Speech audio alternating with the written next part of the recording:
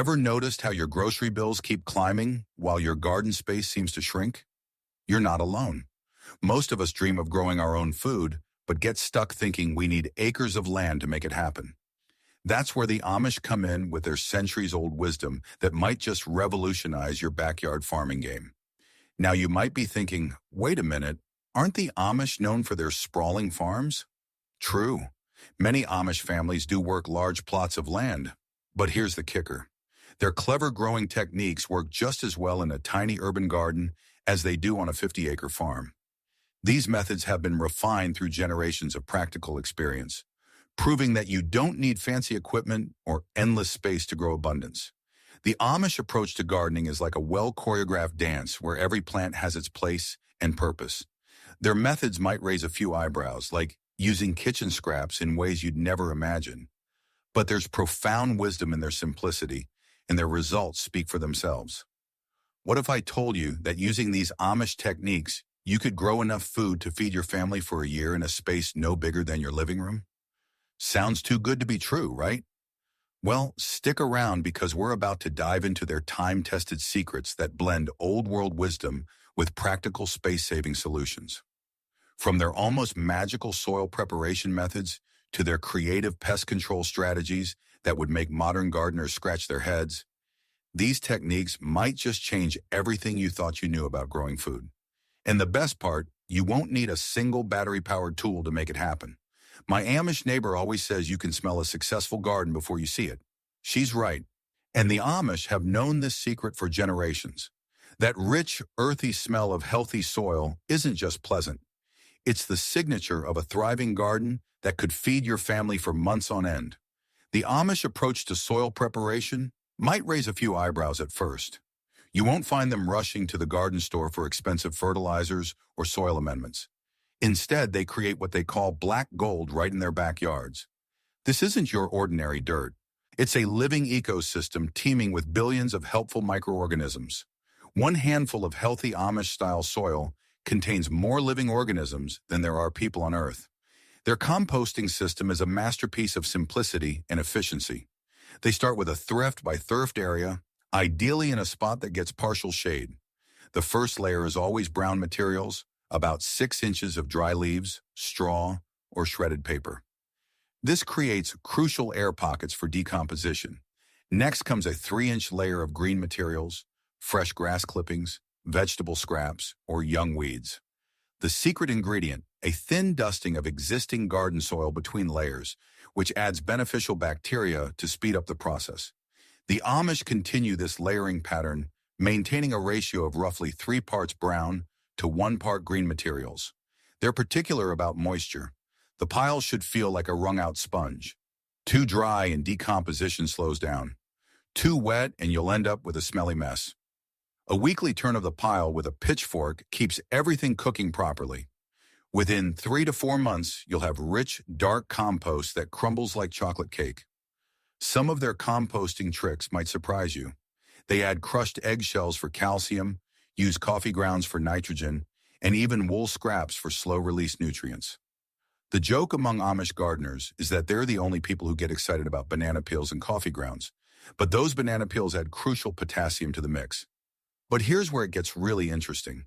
Amish farmers have mastered the art of crop rotation. They never plant the same crop in the same spot 2 years in a row. Heavy feeders like corn are followed by soil builders like peas or beans, then leafy greens, and finally root vegetables. This rotation isn't just about preventing soil depletion. It's about building soil that acts like a natural water bank. Healthy soil prepared the Amish way can hold up to 20,000 gallons of water per acre. That's enough to fill a small swimming pool, and it's all available to your plants for free. The Amish also use what they call living mulch, cover crops that protect and enrich the soil when food crops aren't growing. Clover, rye, and buckwheat work hard even during the off-season, adding nutrients and preventing erosion. As one Amish farmer puts it, the soil is like a savings account. You can't keep withdrawing without making deposits. Their natural fertilization methods include aged manure. They insist on letting it age at least 6 months, fish emulsion, and compost tea made by steeping finished compost in water for several days. The resulting liquid fertilizer is rich in beneficial microbes and soluble nutrients. These time-tested methods create soil so rich that plants practically jump out of the ground. The Amish have a saying, "Feed the soil and the soil will feed you." Here's a fascinating fact that proves their methods work. Studies show that soil managed the Amish way contains up to 60% more organic matter than conventionally farmed soil. This extra organic matter doesn't just feed plants, it's also a key player in fighting climate change by storing carbon underground. Of course, building soil this rich takes time and patience. But as my Amish friend Jacob likes to say, good soil is like a good marriage. It gets better with age and attention. Speaking of attention, while your soil is busy becoming amazing, you'll need to protect it from unwanted visitors who might try to feast on your future harvest. Those shiny bottles of pesticides at the garden store might look tempting when you spot the first holes in your lettuce leaves. But the Amish have long known what scientists are now confirming. Chemical pesticides are like using a sledgehammer to crack a nut. These harsh chemicals don't just kill pest insects. They eliminate beneficial ones too, and can leave harmful residues in your soil for years. Recent studies have found traces of common garden pesticides in 90% of American households' drinking water. Even more concerning, these chemicals have been linked to declining bee populations, with some areas seeing up to a 40% reduction in beneficial insect species. The Amish approach: work with nature, not against it. Let's start with their first line of defense: repellent plants. Marigolds aren't just pretty faces in an Amish garden. They're hard-working pest controllers. Their strong scent confuses and repels many harmful insects, particularly those that attack tomatoes and beans. Garlic planted between rows of vegetables acts like a natural bug spray. One Amish farmer joked that his garlic keeps away both insects and nosy neighbors, though he's still working on a plant to repel his mother-in-law's surprise visits. But the real magic happens when you combine different repellent plants strategically. Basil planted near tomatoes improves their flavor while deterring hornworms. Nasturtiums act as sacrifice plants, drawing aphids away from your valuable crops. Lavender not only repels moths and flies, but also attracts pollinators. The Amish call this companion confusion, creating a botanical maze that makes it harder for pests to locate their favorite plants. Then there's the hands-on approach. Every morning, Amish gardeners practice what they playfully call pest patrol. Armed with nothing more than gloved hands and a bucket of soapy water, they inspect their plants and manually remove any unwanted visitors. While some might cringe at the thought of hand-picking potato beetles or squashing cabbage worms, there's something oddly satisfying about this direct approach to garden defense. As one Amish gardener puts it, every bug you squish is one that won't invite its friends to dinner. But perhaps the most fascinating aspect of Amish pest control is their use of natural predators. They create what they call beneficial highways, strips of native flowers and herbs that attract pest-eating insects and birds. Ladybugs, praying mantises, and parasitic wasps become your tiny but mighty garden allies. A single ladybug can eat up to 5,000 aphids in its lifetime. That's better than any chemical spray. They also maintain small brush piles near their gardens to provide homes for toads and garden snakes. Nature's original pest control specialists. A single toad can eat up to 10,000 insects during a garden season. The Amish say if you see a toad in your garden, you should tip your hat. It's working harder than you are. Water features, even something as simple as a shallow dish with a few stones, attract insect-eating birds.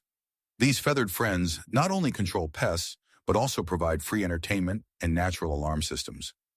When birds suddenly go quiet, it often means a hawk is nearby, which helps keep rabbit and rodent populations in check. The results speak for themselves. Amish gardens typically show less than 10% crop loss to pests, comparable to or better than chemically treated gardens. But unlike chemical solutions, their methods improve year after year as the natural balance strengthens. Of course, protecting your garden from pests is just one piece of the puzzle when it comes to growing a year's worth of food in a small space. The Amish have plenty more tricks up their sleeves for maximizing their growing potential, no matter what size plot they're working with. When most people think of Amish farming, they picture open fields and traditional outdoor gardens. But here's a surprise.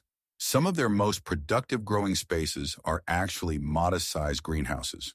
These aren't the fancy glass structures you might see at botanical gardens. They're practical, efficient spaces that turn tiny plots into year-round food factories. A typical Amish greenhouse measures just 12 by 20 ft, yet can produce an astonishing amount of food. The secret lies in their clever use of space and time. While conventional gardeners might get 1 or 2 harvests per year, an Amish greenhouse can yield up to 4 full cycles of crops annually. That's the difference between having fresh tomatoes for a few months and enjoying them all year round. But what makes these greenhouses truly remarkable is their heating system, or rather their lack of one. The Amish have perfected the art of passive solar heating using simple materials and smart design.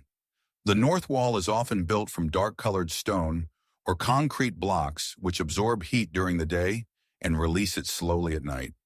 This thermal mass effect can keep temperatures 10 to 15 degrees warmer than outside, even during winter nights. For additional winter warmth, they employ what they call the manure method. Fresh horse manure layered with straw in deep trenches along the greenhouse's north side creates natural heat as it decomposes.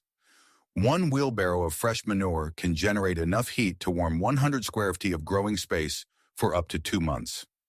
As an Amish farmer once quipped, it's the only heating system that creates its own fuel. The greenhouse layout follows a carefully planned pattern. Tall plants like tomatoes and climbing peas grow along the north wall where they won't shade other crops. Medium-height plants occupy the central space, while low-growing leafy greens thrive in the southern exposure. Every inch is utilized. Even the vertical spaces between beds host hanging containers of herbs and strawberries. Ventilation is managed through a combination of roll-up sides and roof vents, all operated by simple pulley systems. During summer months, these openings create natural convection currents that keep plants cool without any need for electric fans. The Amish say a well-ventilated greenhouse should breathe like a sleeping baby, gentle and consistent. Water management in these greenhouses is equally ingenious. Rainwater collected from the roof fills storage barrels inside the structure. These barrels serve 2 purposes: storing water for irrigation and acting as additional thermal mass to stabilize temperatures.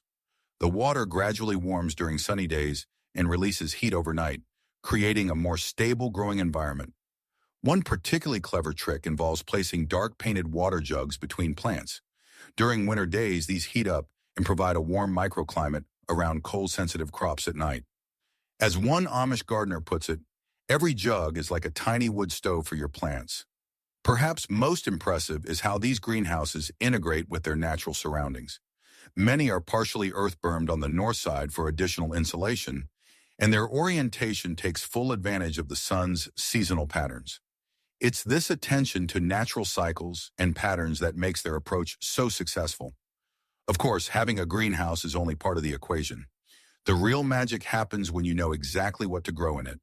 The Amish have carefully selected crops that not only thrive in greenhouse conditions, but also provide the most value for the space they occupy. When it comes to growing food in small spaces, picking the right crops isn't just about what you like to eat. It's about getting the most food from every square inch. The Amish have mastered this art through generations of trial and error, developing what they call their power crop strategy. Root vegetables top their list of essential crops. Potatoes, carrots, and beets aren't just space efficient. They're what the Amish call triple-duty crops. The roots provide substantial nutrition. The tops can feed livestock or enrich compost, and they store well through winter without requiring expensive equipment. A single 4x4 FT bed of carrots can yield up to 25 low Bs of food, enough to provide a family with fresh carrots for months. Climbing beans are another Amish favorite, particularly pole varieties like Kentucky Wonder and Blue Lake. These vertical growers can produce up to 3 times more beans per square foot than bush varieties. But here's the clever part. Amish gardeners often plant these beans in what they call living towers. A single pole can support 6 to 8 bean plants, which not only produce beans, but also fix nitrogen in the soil for future crops.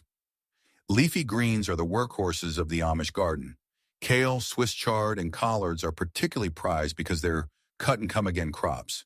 Harvest the outer leaves, and they keep producing new ones for months.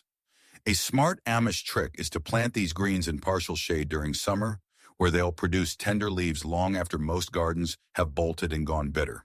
For fruit, the Amish focus on dwarf varieties that pack big yields into small spaces. A dwarf apple tree might only reach 8 ft tall, but it can produce up to 50 lbs of fruit annually. They often choose self-pollinating varieties like North Pole columnar apples, which can grow in a space just 2 ft wide. Herbs earn their space through multiple uses: culinary, medicinal, and as natural pest deterrents. Thyme, oregano, and sage are particular favorites because they're perennial, meaning they come back year after year without replanting. The Amish saying goes, plant herbs once, harvest for years. But perhaps the most interesting aspect of Amish crop selection is their focus on what they call volunteer crops, plants that self-seed and come back on their own. Cherry tomatoes, dill, and certain lettuce varieties are allowed to go to seed in specific areas, providing free plants for the next season. One Amish farmer jokes that these volunteers are the only workers you never have to pay. The Amish also carefully consider storage potential when selecting varieties. Long-keeping onions like Patterson and Copra are preferred over sweet varieties that spoil quickly. Winter squashes like butternut and Hubbard can last months in cool storage, providing vital nutrients through winter. For summer eating, they focus on high-yielding varieties that produce over a long season rather than all at once. Instead of single-harvest bush beans, they choose pole varieties that produce continuously. Rather than head lettuce, they grow loose-leaf varieties that can be harvested gradually. An old Amish proverb says, "Choose your crops like you choose your friends. Look for those that give more than they take." This wisdom extends to selecting varieties that not only produce well, but also contribute to the garden's overall health through companion planting relationships. Now that we've covered what to grow, the next challenge is figuring out how to fit all these crops into your available space. And that's where the real Amish ingenuity shines through. In Amish gardens, empty space is as rare as an electric tiller. Their approach to space utilization is simple but revolutionary. Grow up, grow down, and grow all around. Every cubic inch of garden space has potential, and they've mastered the art of using it all. Let's start with vertical growing, where the Amish have developed what they call the sky-to-earth method. Traditional trellises are just the beginning. They create living walls using a combination of cattle panels, strong metal grids, and natural materials like branches and twine. These structures can support an impressive amount of weight. A single 8 ft panel can hold up to 60 lbs of growing vegetables. Their favorite vertical crops aren't just the obvious choices like peas and pole beans. They've found ways to grow traditionally ground-hogging plants vertically too. Cucumbers trained up strings produce straighter fruits and are easier to harvest. Winter squash varieties like Tromboncino can climb 15 ft high, with fruits hanging down like musical instruments. Even melons can go vertical with proper sling support. Small fruited varieties like Minnesota Midget are perfect for this. But the real genius lies in their multi-level growing systems. A typical Amish vertical garden might have morning glories or grapevines creating shade on top, climbing beans at mid-level, and shade-tolerant crops like lettuce below. This three-dimensional approach can triple the yield of a traditional garden plot. For horizontal space, they've perfected the raised bed system long before it became trendy. Their beds are typically 4 feet wide, just narrow enough to reach the middle from either side, and as long as space permits. But here's where it gets interesting. They use what they call intensive spacing. Plants are placed just far enough apart to reach mature size. No more. Where modern gardening guides might suggest planting cabbages 24 inches apart, the Amish might plant them 16 inches apart and harvest them slightly smaller, but more numerous. Square-foot gardening takes on new meaning in Amish hands. They divide their beds into 1 ft squares, but instead of following standard spacing guides, they push the limits of what each square can handle. A square that traditionally holds 1 broccoli plant might host 2 with careful pruning, keeping them productive. One Amish gardener jokes that his plants are like teenagers at a dance, close enough to touch shoulders, but not so close they can't breathe. Container gardening isn't overlooked either. The Amish repurpose everything from old water troughs to wooden barrels. Their container gardens often feature edible landscaping, beautiful and productive plants working together. A single large container might host a dwarf fruit tree surrounded by herbs with trailing strawberries spilling over the edges. Their raised beds often incorporate built-in trellising systems that do double duty as garden fencing. A cattle panel bent into an arch between two beds creates a tunnel that's both a walking path and a growing space.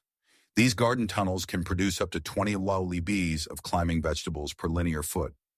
Underground space isn't wasted either. Root crops are interplanted among above-ground plants, taking advantage of deeper soil layers.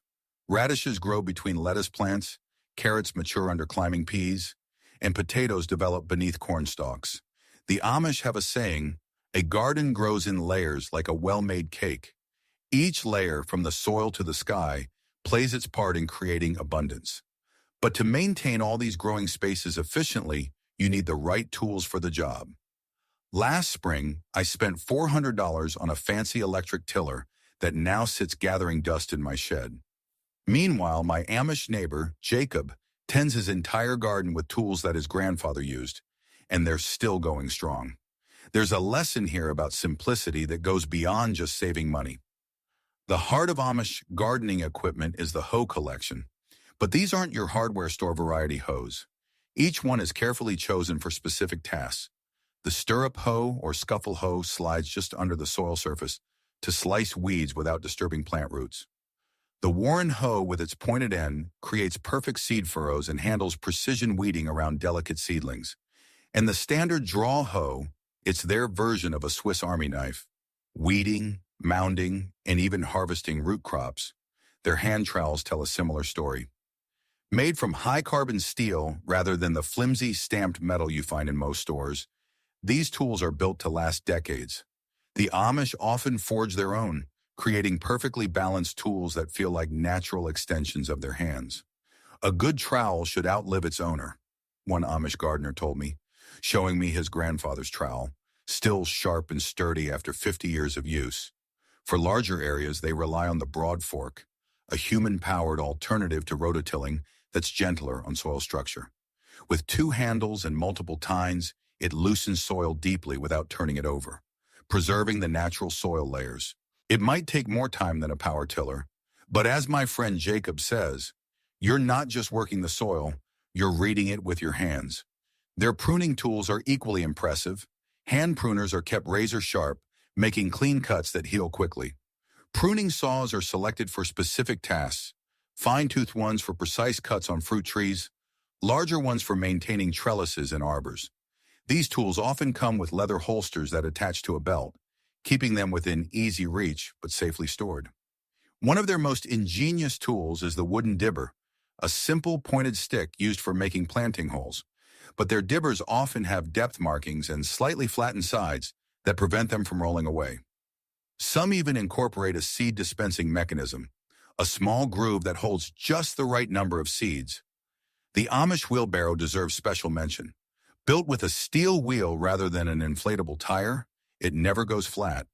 The tray is designed with a slight taper that makes dumping loads easier, and the handles are positioned to maximize leverage while minimizing backstrain. They're not cheap, but they're practically indestructible. For harvesting, they use hand-woven harvest baskets that are works of art in themselves. Made from split oak or hickory, these baskets are light but incredibly strong. They're designed with slightly sloped sides that make them stackable when empty, saving storage space. The weave is open enough to let dirt fall through, but tight enough to hold small produce like cherry tomatoes. Water management tools are equally well thought out. Long-handled watering cans are balanced to reduce wrist strain, and their spouts are designed to deliver gentle streams that won't damage delicate seedlings. Rain gauges are often handmade from recycled glass, marked with precise measurements that help track rainfall patterns over the growing season. Their tool maintenance routine is religious in its regularity. Every tool is cleaned and oiled after use. Edges are kept sharp, and wooden handles are periodically treated with linseed oil to prevent splitting. A well-maintained tool, they say, is like a well-trained horse, responsive, reliable, and a joy to work with. Of course, even the best tools in the world won't help if you don't know how to use water wisely. And the Amish have perfected that art as well. The average American garden consumes up to 3,000 gallons of water per month during growing season. Meanwhile, Amish gardeners typically use less than half that amount while growing more food. Their secret isn't about using less water, it's about making every drop count. The foundation of Amish water management starts with rain collection. A typical Amish garden incorporates multiple rain barrels strategically placed to capture water from every available surface. But these aren't just ordinary barrels. They're part of an interconnected system. The first barrel in line includes a first flush diverter that channels the initial roof runoff containing dust and debris away from the storage system. Subsequent barrels are linked with overflow pipes, creating a cascade effect that can store hundreds of gallons from a single rainfall. Their drip irrigation systems are marvels of simplicity. Instead of expensive plastic drip lines, many Amish gardeners use clayolas, unglazed ceramic pots buried near plant roots. These porous containers slowly release water directly to the root zone, reducing evaporation loss by up to 70% compared to surface watering. One olla can efficiently water a 3 ft radius for several days between refills. Mulching plays a crucial role in their water conservation strategy, but rather than using store-bought mulch, they create what they call living mulch systems. Fast-growing, shallow-rooted plants like purslane and creeping thyme cover the soil between larger crops. These living mulches not only retain moisture, but also suppress weeds and provide additional harvests. Purslane, for instance, is highly nutritious and can be eaten in salads. For hand watering, they follow the deep but infrequent rule. Instead of daily shallow watering, they water deeply once or twice a week, encouraging roots to grow downward. Their watering cans often have special roses, spray heads, designed to deliver water gently without disturbing the soil. Some clever gardeners modify their cans with multiple roses for different purposes. Fine sprays for seedlings, stronger streams for established plants. Timing is crucial in their watering strategy. The Amish typically water very early in the morning before the sun is strong. This allows plants to dry their leaves before evening, reducing disease risk. They also practice what they call prophetic watering, watering extra deeply when weather patterns suggest an upcoming dry spell. Their raised beds incorporate hidden water reservoirs, layers of composted woody material buried deep in the soil. These act like natural sponges, storing water and releasing it slowly during dry periods. 1 cubic foot of this material can hold up to 1.5 gallons of water, creating a backup supply for times between watering. The Amish are also masters of water recycling. Household gray water from washing vegetables or rinsing dishes is carefully collected and used on ornamental plants and fruit trees. They position water-loving plants like elderberries and raspberries where they can catch runoff from pathways during rain. Perhaps their most innovative technique is the keyhole garden design, a circular raised bed with a central compost tower that doubles as a watering station. Water poured into the central tower filters through the compost, creating nutrient-rich irrigation that reaches plant roots from below. This system can reduce water usage by up to 80% compared to traditional garden layouts. Drought planning is built into their garden design. Plants are grouped according to water needs, with drought-tolerant species acting as protective barriers around more water-demanding crops. During dry spells, they often employ the cup method, placing small cups or bottles with tiny holes near plant bases for slow-release watering. Water conservation and pollination go hand in hand in Amish gardens. The same water features that help irrigate their crops also attract essential pollinators, creating a vibrant ecosystem where every creature plays its part. Without pollinators, even the most fertile garden would produce only a fraction of its potential. The Amish understand this deeply, treating their garden's pollinators like unpaid but invaluable employees. While modern agriculture often relies on rented honeybee colonies, Amish gardeners create permanent habitats that attract and sustain native pollinators year-round. Their pollinator gardens aren't just beautiful. They're strategically designed to provide continuous blooms from early spring through late fall. Early bloomers like crocus and winter aconite attract the season's first bees, while late-blooming asters and goldenrods support pollinators preparing for winter. This constant succession of flowers ensures that beneficial insects stick around rather than moving on to greener pastures. Mason bees are particular favorites in Amish gardens. These gentle natives are incredible pollinators. Just 2 or 3 mason bees can pollinate as many flowers as hundreds of honeybees.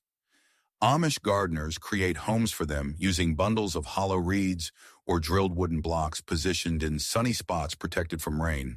Butterflies get special attention too. The Amish plant specific landing pad flowers like zinnias and cosmos, which provide stable platforms for butterflies to rest while feeding. They also maintain small mud puddles as butterflies need minerals from damp soil for reproduction. These puddle stations often include flat stones that warm in the sun, creating perfect butterfly basking spots. The layout of pollinator-friendly plants follows what the Amish call the stepping stone pattern. Patches of flowers are spaced no more than 20 feet apart, creating corridors that allow bees and butterflies to move safely through the entire garden. Native flowering herbs like mountain mint and anise hyssop serve double duty, attracting pollinators while providing useful harvests. Now with a garden full of buzzing helpers ensuring bountiful crops, it's time to think about preserving all that abundance for the months ahead. Growing food is only half the battle. Keeping it edible through winter is equally important. The Amish have perfected preservation methods that don't rely on electricity or expensive equipment, ensuring their harvest lasts through the lean months while maintaining nutritional value and flavor.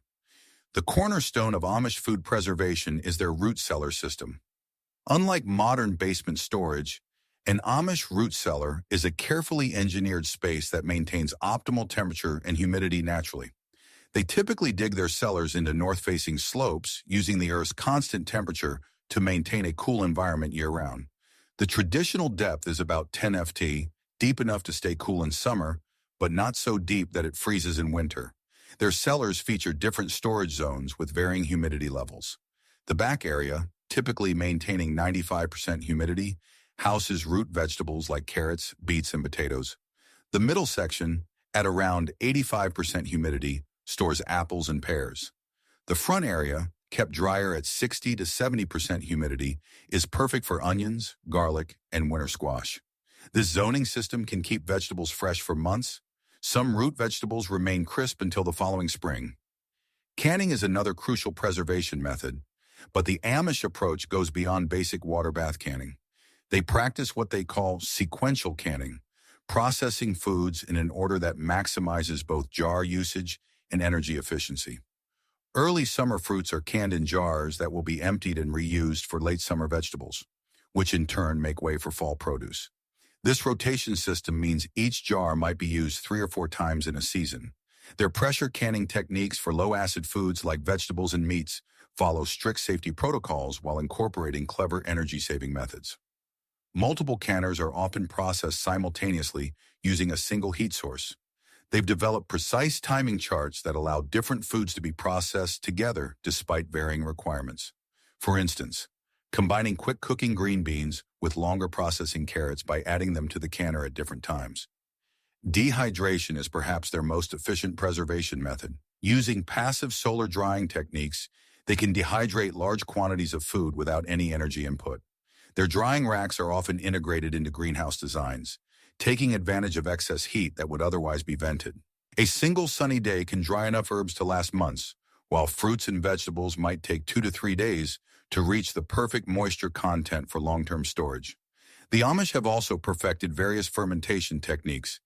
Beyond traditional sauerkraut and pickles, they ferment a wide range of vegetables using what they call the succession method.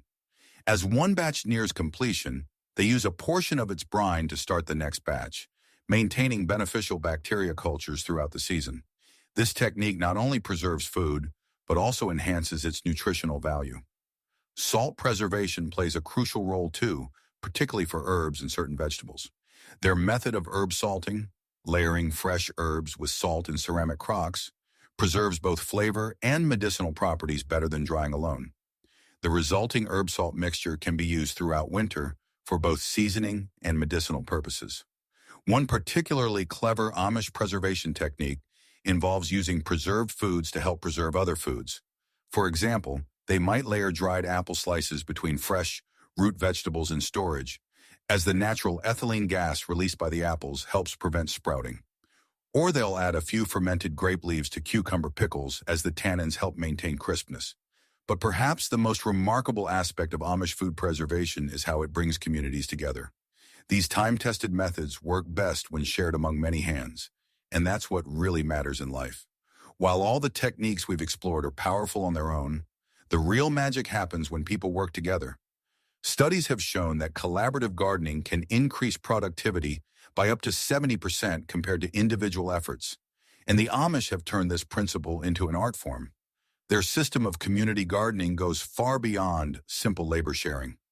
It's a carefully orchestrated dance of skills, resources, and knowledge that makes every garden more productive than it could be alone.